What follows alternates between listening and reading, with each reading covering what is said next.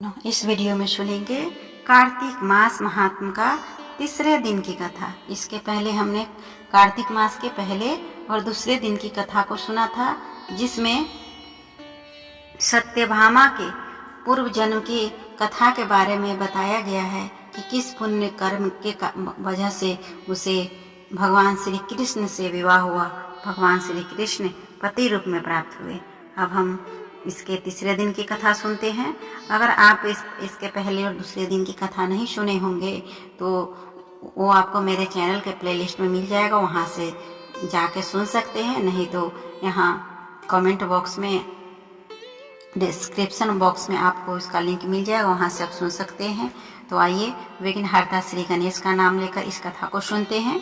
कथा सुनने से पहले प्लीज़ आप मेरे वीडियो को लाइक और शेयर कर लें, साथ ही मेरे चैनल को भी सब्सक्राइब कर लें और बेल आइकन को दबाना ना भूलें। सत्यभामा ने कहा, हे प्रभु, आप तो सभी काल में व्यापक हैं और सभी काल आपके आगे एक समान हैं। फिर यह कार्तिक मास ही सभी मासों में श्रेष्ठ क्यों है? आप सब तिथियों में एकादशी और सभी मासों में कार्तिक मास को ही अपना प्रिय क्यों मानते हैं? इसका कारण बताइए। भगवान श्री कृष्ण ने कहा, हे भामिनी, तुमने बहुत अच्छा प्रश्न किया है। मैं तुम्हें इसका उत्तर देता हूँ, उसे ध्यानपूर्वक सुने। इसी प्रकार एक बार महाराज देन के पुत्र राजा पृथु ने प्रश्न के उत्तर में देवर्षि नारद से प्रश्न किया था और उसका उत्तर देते हुए नारद जी ने उसे कार्तिक मास की महिमा बताते हुए कहा, हे राजन, एक समय शंख नाम का एक राक्षस बहुत बलवान एवं अत्याचारी हो गया था। उसके अत्याचारों से तीनों लोकों में त्राही त्राही मच गई।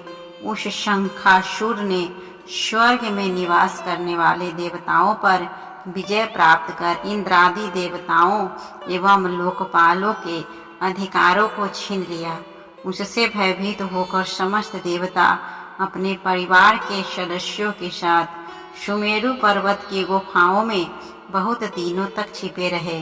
तत्पश्चात वे निश्चित होकर सुमेरु पर्वत की गुफाओं में ही रहने लगे। उधर जब शंखासुर को इस बात का पता चला कि देवता आनंद पूर्वक सुमेरु पर्वत की गुफाओं में निवास कर रहे हैं, तो उसने सोचा कि ऐसी कोई दिव्य शक्ति अवश्य है जिसके प्रभाव से अधिकारहीन यह देवता अभी भी बलवान है। सोचते सोचते वह इस निर्णय पर पहुंचा कि वेद मंत्रों के बल के कारण ही देवता बलवान हो रहे हैं। यदि इनसे वेद छीन ली जाए तो वे बलहीन हो जाएंगे। ऐसा विचार कर शंखासुर ब्रह्मा जी के सत्यलोक से शीघ्र ही वेदों को हर लाया। उनके द्वारा ले जाते हुए भय से उनके चंगुल से निकल भागे और जल में समा गए। जब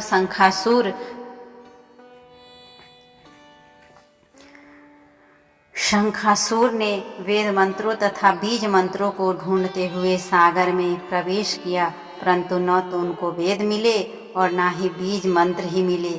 जब शंखासुर सागर से निराश होकर वापस लौट गए तो उस समय ब्रह्मा जी पूजा की सामग्री लेकर सभी देवताओं के साथ भगवान विष्णु के शरण में पहुँचे और भगवान को गहरी निद्रा से जगाने के लिए गाने बजाने लगे और धूप गंध आदि से बारंबार उनका पूजन करने लगे। धूप दीप नैवेद्य आदि अर्पित किए जाने पर भगवान की निद्रा टूटी और वह देवताओं सहित ब्रह्मा जी को अपना पूजन करते हुए देखकर बहुत प्रसन्न हुए तथा कहने लगे, मैं आप लोगों के इस कीर्तन एवं मंगलाचरण से बहुत प्रसन्न हूँ। आप अपना अभीष्ट वरदान मांगिए, मैं अवश्य प्रदान करूँगा। जो मनुष्य आश्विन शुक्ल की एकादशी से देवोत्थान एकादशी तक ब्रह्म मुहूर्त में उठकर मेरी पूजा करेंगे, उन्हें तुम्हारी ही भांति मेरे प्रसन्न होने के कारण सुख की प्राप्ति होगी। आप लोग जो पाद्य, अर्ध, आचमन और जल आदि सामग्री मेरे लिए लाए हैं वे अत्यंत गुणों वाली होकर आपका कल्याण करेगी। शंखासुर द्वारा हरे गए संपूर्ण वेद जल में स्थित है। मैं सागर पुत्र शंखासुर का वध करके उन वेदों को अभी लाए देता हूँ। आज यह बीज मंत्र और वेदों सहित मैं प्रतिवर्ष कार्तिक मास में जल में विश्राम किया करूँगा। अब मैं मत्स्य का रूप धारण करके जल में जाता हूँ। तुम सब देवता भी मुनीश्वरों सहित मेरे साथ जल में जाओ। इस कार्तिक मास में जो श्रेष्ठ मनुष्य प्रातःकाल स्नान करते हैं वे सब यज्ञ के अवभृत स्नान द्वारा भली भांति नहा लेते हैं।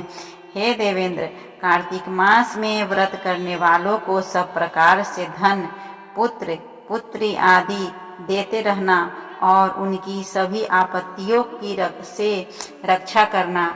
हे धनपति कुबेर, मेरी आज्ञा से